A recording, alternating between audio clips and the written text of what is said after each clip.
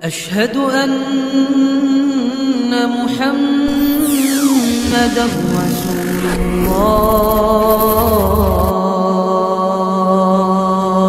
Alhamdulillah الله. Rabbil Alamin. Sallallahu wasallam ala Sayyidina Muhammadin wa ala alihi wa sahbihi ajma'in. Amma ba'du. Kita telah mengetahui bahwasanya solat memiliki keutamaan dan manfaat besar dalam kehidupan umat manusia. Pun sebaliknya, solat akan dapat memberikan bahaya bagi mereka orang-orang yang meninggalkannya. Solat bisa menjadi hal penyebab daripada dia mendapatkan suatu musibah dalam dirinya karena meninggalkannya. Maka dari itu telah kita ketahui bahwasanya solat adalah penyambung antara hamba dan Tuhannya. Maka siapa yang tidak solat, sosok hamba itu tidak mempunyai hubungan dengan Tuhannya. Pertanyaannya, jikalau manusia telah tidak memiliki hubungan terhadap Tuhannya, di manakah dia bisa meminta kedamaian? Di manakah dia bisa meminta kebahagiaan? Di manakah mereka semuanya bisa meminta ketentraman dan kesentosaan jikalau telah terputus hubungan antara hamba dan Tuhannya? Hingga para ulama mengatakan inilah bahaya yang terbesar, tidak adanya hubungan antara hamba dan Tuhannya. Hingga kita mengenal bahwasanya tidak ada izin di dalam Islam untuk meninggalkan sholat.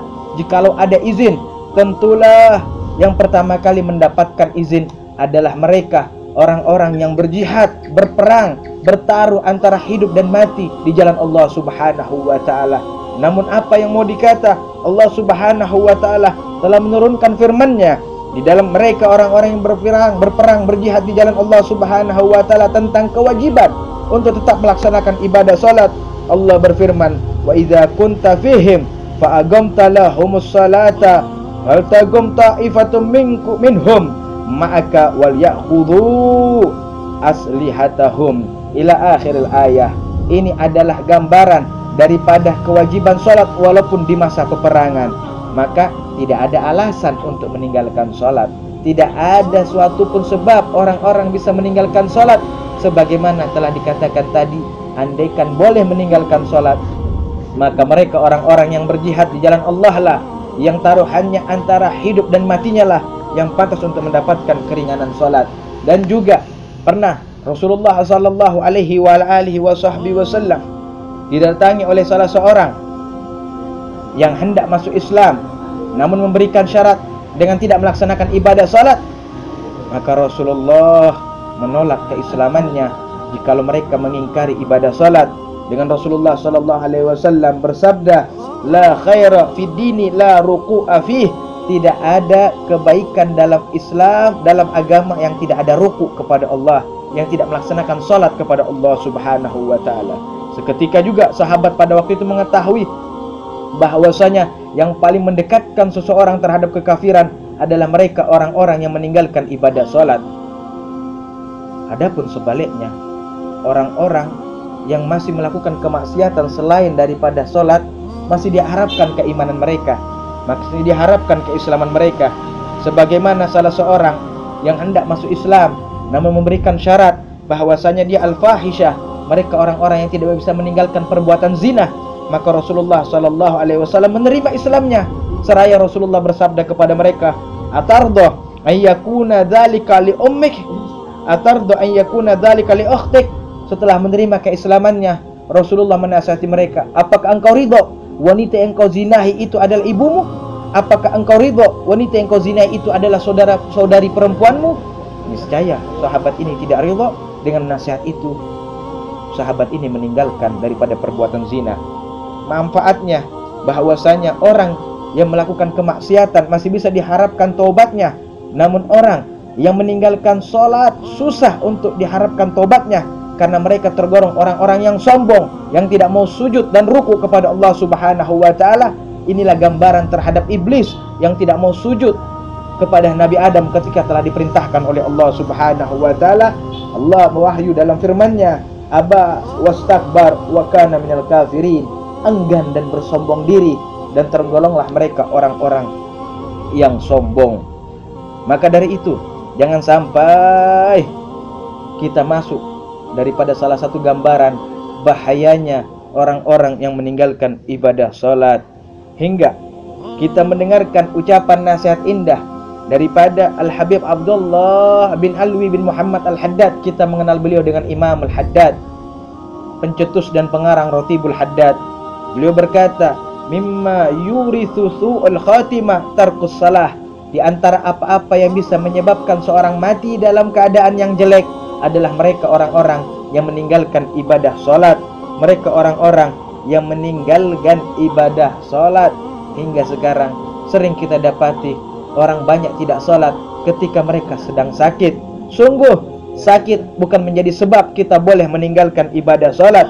Bahkan na'udzubillahi min dzalik, jikalau dengan sakit dia meninggalkan salat lalu dia meninggal dalam keadaan tersebut, maka inilah golongan orang-orang yang kita takutkan wafat dalam keadaan su'ul khotimah, wafat dalam keadaan jelek. Orang-orang yang wafat mereka lalai dan meninggalkan perintah Allah Subhanahu wa ta'ala.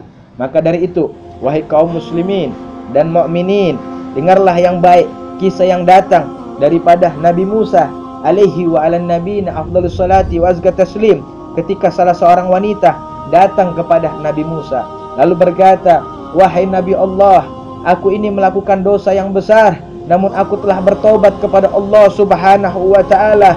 Mintalah kepada Allah Tuhanmu wahai Musa agar aku mendapatkan ampunannya. Maka Nabi Musa berkata, dosa apa yang telah engkau lakukan? Wanita ini berkata, zanaitu wa waladtu waladan wa qataltuhu. Wahai Nabi Allah, aku telah berzina hingga aku hamil dan melahirkan anak zina tersebut, lalu aku membunuhnya. Maka Nabi Musa berkata, ukhruji ya fajirah, keluar dari kami wahai wanita yang jelek.